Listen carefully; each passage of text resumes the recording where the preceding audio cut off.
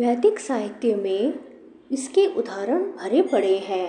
चारों कुमार पहले निराकार ब्रह्म में स्थित थे, लेकिन क्रमशः वे भक्ति पद तक उठ गए। जो व्यक्ति निराकार ब्रह्म पद से ऊपर नहीं उठ पाता, उसके नीचे गिरने का डर बना रहता है।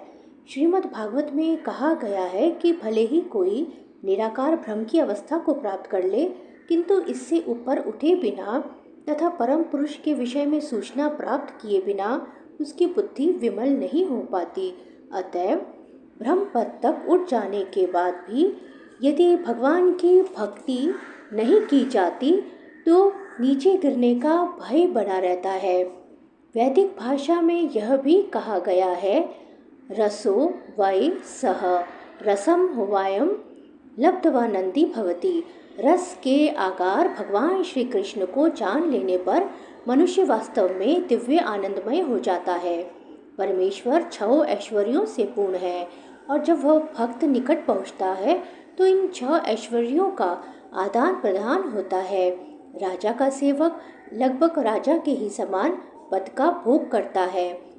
इस प्रकार के शाश्वत सुख, अविनाशी सुख तथा शाश्वत जीवन भक्ति के साथ साथ चलते हैं। अतएव भक्ति में ब्रह्म साक्षात्कार या शाश्वतता या अमरता सम्मिलित रहते हैं।